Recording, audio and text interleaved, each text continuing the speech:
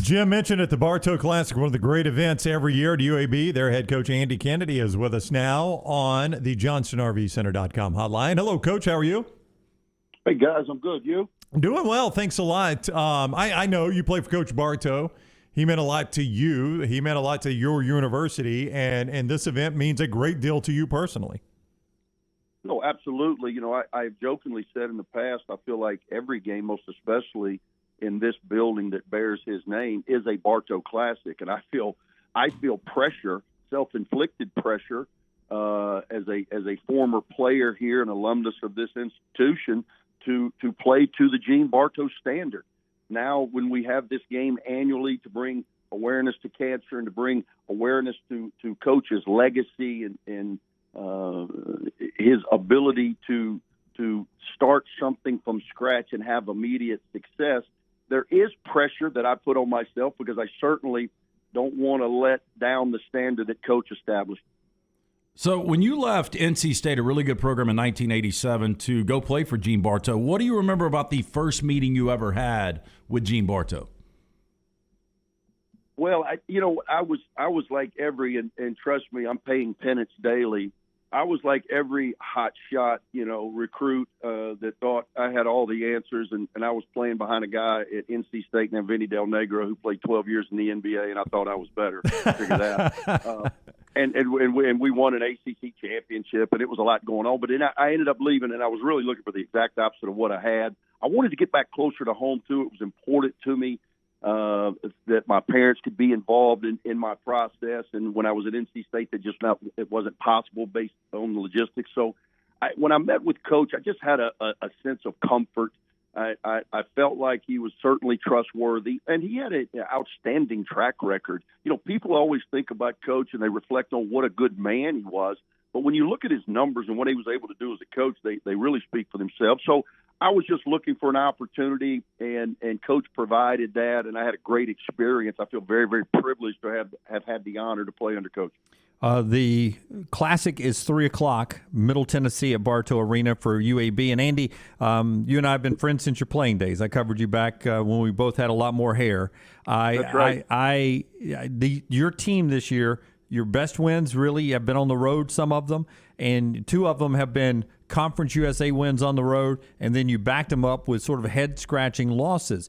What happens as a guy who played the game and coaches the game when you have such a big win at North Texas and then you lose that road game, or a big win at Western Kentucky and then you lose at Marshall? What happens? Just how tough is the conference to win those road games? Well, it comes down to consistency, and that starts with your approach. I've been really pleased with our guys for the most part in that we approach the game the right way. We have shown capable that if we take the right approach, we can be a very good basketball team. But in our sport, and you see it all across the landscape of college basketball, if you do not come prepared to play, then you're going to put yourself in a position to get beat, most especially on the road, where I think the latest stat I saw was like 72% of the home teams win. So for us, we've given up over 80 points on 2 different occasions. Both of them were our conference losses. We've allowed our opponent to shoot over 50% from the field on only 2 occasions all season, and those were in our conference losses. So it really was the defensive side of the ball that let us down. We have to play with an edge. We have to commit to being disruptive defensively, and for the most part, we've done that. When we have not, we have put ourselves in peril. 3 o'clock, Bartow Arena. It is the Bartow Classic honoring the great legend Gene Bartow, UAB Middle Tennessee, ESPN Plus. If you can't make it down there, 3 o'clock is the first tip, the opening tip coming up Saturday. When you're motivating your team, you told me you're a big Ken Pom guy. I asked you about the net one time. You said you pay more attention to Ken Pom. They like you. Joe Lenardi's got you in the bubble discussion. Do you use that as motivation at all with your team? Well, there's times you've got to be pretty calculated though, and I try to be just based on the mood of our group. And for us, it's as as now we're into February and we're in the final stretch. We're on the second half of conference play. You're going to be inundated daily with bubble talk, this, that, the importance of this game, that game. For us, we really have to live in a disciplined realm where we're focused on the here and now. Your ego is constantly pushing you to dwell in the past or dream of the future, but you're created to live in the present. So for us, we have to stay locked in and focused on the task at hand. We've got 5 of our last 9 in Bartow Arena. We're in complete control of our own destiny. I know a lot of people like to say that, but in our situation, it's actually true. There's only 3 teams in Conference USA with 2 or less conference losses. 2 of those play tomorrow in Bartow Arena, and the other, North Texas, who's only lost 1 game, we gave them that loss, and they have to return to Bartow here in a few weeks. So we've just got to stay disciplined in our daily approach, continuing to try to improve and take care of each and every game as they come.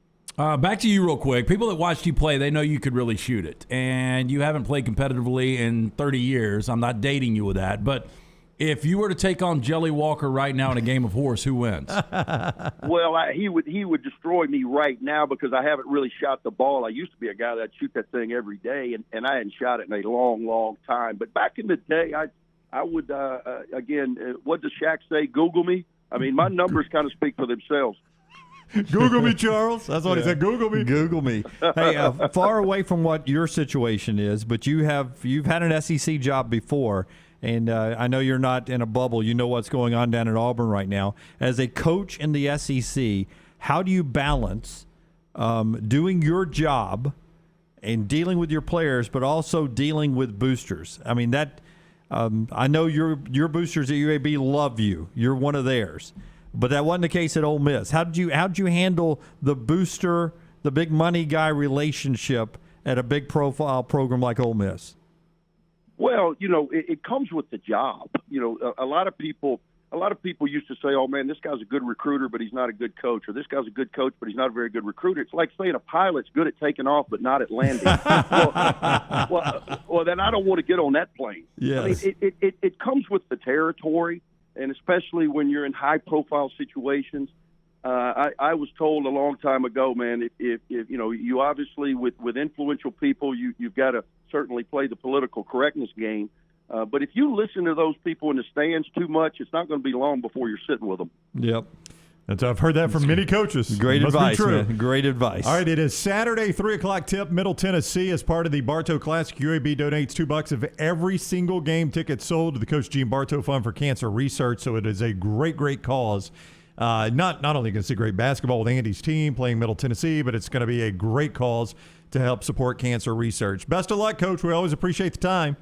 Hey, I appreciate you guys. Go Blazers. All right, talk to you again soon. Johnston RV Center Hotline is where you found Coach Andy Kennedy. When he joins us, he does so courtesy of Gus's world-famous fried chicken. When you say world-famous, it better be, and it is. GQ, Forbes, Washington Post, Food Network, Travel Channel all agree Gus's recipe is fantastic. Since 1953, they've had it.